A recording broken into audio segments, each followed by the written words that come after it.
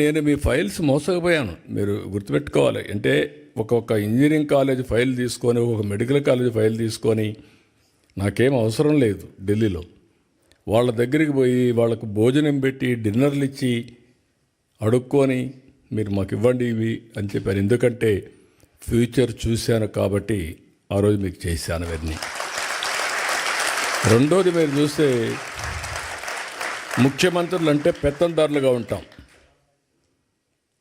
నేను బిల్ గేట్స్ని కలవాలా, నేను ఫోన్ చేసి అడిగాను అంబాసిడర్ని, chief minister I want to meet him అని.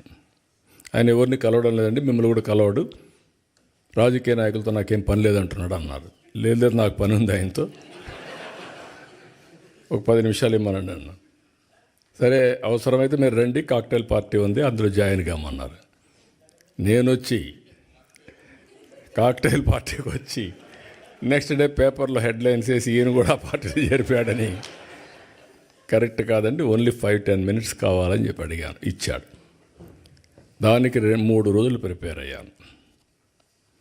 ప్రిపేర్ అయ్యి విజన్ డాక్యుమెంట్ విజన్ చేసి ఒకటే మాట చెప్పాను నేను ఆయనకి. నా దగ్గర కూర్చున్నాడు ఇదే మరిగా. 5 మినిట్స్ అన్నారు. నేను స్టార్ట్ చేస్తే ఆయన ఇంకేమీ అబ్జెక్షన్ చేయలేదు. 45 మినిట్స్ వి స్పెంట్. అప్పుడు నేను విజన్ ఇచ్చాను, what is India, what is the strength of India in technology అని. ఈ ఎంటైర్ అగ్రీడ్ విత్ మీ. నేనేం చేయాలి మీకు అన్నాడు. మీరు ఏమీ చేయక్కర్లేదు, మీ మైక్రోసాఫ్ట్ కంపెనీ హైదరాబాద్లో పెట్టమని అడిగా ఆ రోజు. అప్పట్లో ఎవరు అడగరు, ఓన్లీ సియాటల్లో ఉంది. ఎందుకంటే మైక్రోసాఫ్ట్ వస్తే ప్రపంచం అంతా అనుకుంటారు హైదరాబాద్లో ఏమీ లేకపోతే వచ్చాడు, మైక్రోసాఫ్ట్ పెట్టాడని చెప్పి అన్ని కంపెనీలు వస్తాయి. ఫ్లాగ్షిప్ కంపెనీ అని చెప్పి ప్రయత్నం చేశాను, జయప్రదమయ్యాను. ఈరోజు గర్వంగా చెప్తున్నా, ఆ మైక్రోసాఫ్ట్ హైదరాబాద్కు వచ్చింది కాబట్టి తెలుగు బిడ్డ నాదెళ్ల సత్య సీఈఓగా తయారయ్యాడు ఆ కంపెనీకి. That is the elevation, that is the spirit. ఇది ఒక్కొక్కరికి కోరికలు పుడతా ఉంటాయి. నేను ఇంజనీరింగ్ కాలేజీలు కడితే ఎవ్రీ రెవెన్యూ డివిజన్లో ఆ engineering college building biggest building అది చూసి నేను కూడా ఈ కాలేజీలో చదువుకోవాలని చదువుకున్నవాడు మీలో కూడా చాలామంది ఉంటారు. అలాంటి స్ఫూర్తిదాయకమైన కాలేజీలు మనం కట్టాము, అన్ని లాభాలు వచ్చాయి. ఇప్పుడు నేను మిమ్మల్ని కోరేది ఏంటంటే, ఇక్కడి నుంచి నెక్స్ట్ స్టెప్కు మనం వెళ్దాం. ఇప్పుడే లోకేష్ గారు చెప్పినట్టు overseas man power company Andhra Pradesh, Sita శర్మని ఒక అమ్మాయిని తీసుకొచ్చి సీఈఓగా పెట్టారు. స్ట్రెంగ్తన్ చేస్తాం. ఎన్ఆర్టీ రవి కూడా ఇక్కడే ఉన్నాడు. ఒక్కొక్క దేశంలో ఒక ఎన్ఆర్టీ మొత్తం కూడా మీరు మొబిలైజ్ చేసి లీడర్స్గా ఉన్నారు. తెలుగుదేశం పార్టీ ఎన్ఆర్ఐ వాళ్ళు ఎన్ఆర్ఐలో ఉంటారు. ఎన్ఆర్టీలో కూడా మీరు ఉండి ఎన్ఆర్టీని బలపరిస్తే గవర్నమెంట్ పరంగా వచ్చినప్పుడు, ఇప్పుడు నేను కూడా ఒక పక్క ముఖ్యమంత్రిని, ఒక పక్క పార్టీ అధ్యక్షుడిని, ఈ 2 బాధ్యతలు నిర్వహించినప్పుడు దట్ ఈజ్ పొలిటికల్ గవర్నెన్స్.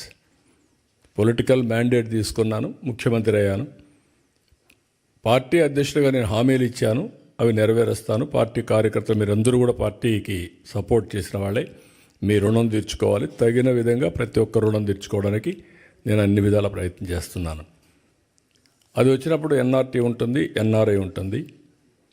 మూడోది, ఈ 2 చేసిన తర్వాత ఏ విధంగా మిమ్మల్ని ప్రమోట్ చేయాలని ప్లానింగ్ చేయాలి, ఎంపవర్ చేయడానికి. ఎప్పుడు కూడా నిరంతరం ఒక పని జరిగిందంటే ఆ పని చూసుకొని మీరు ఆనందపడిపోతే మీరు అక్కడే ఉంటారు. తూతూగా అంటే ఇన్ ది సెన్స్, ఒక అవకాశం వచ్చింది, ఉపయోగించుకున్నారు, అక్కడికే సాటిస్ఫై అయితే కరెక్ట్ కాదు. అట్లా కాకుండా మనం పవర్ఫుల్ కమ్యూనిటీ, పవర్ఫుల్ వ్యక్తులు కావాలంటే నిరంతరం ఆలోచించాలి, శ్రమ చేయాలి. నేను అందుకే రాత్రి కూడా ఒక అర్ధగంట నాకు టైం దొరికితే రామ్మోహన్ నాయుడు కూడా గట్టిగా చెప్పాను, నేను చెప్పాలని చెప్పా. ఫ్లైట్లో వచ్చాడు. ఫ్లైట్లో వస్తే 1 గంట చెప్పాను, ఏమేం చేయాలి, ఎట్లా చేయాలి. మీకు యంగ్స్టర్స్, మీకు అవకాశం వచ్చింది. అతి చిన్న వయసులో నువ్వు కేంద్ర మంత్రి అయ్యావంటే అది ఒక అవకాశం.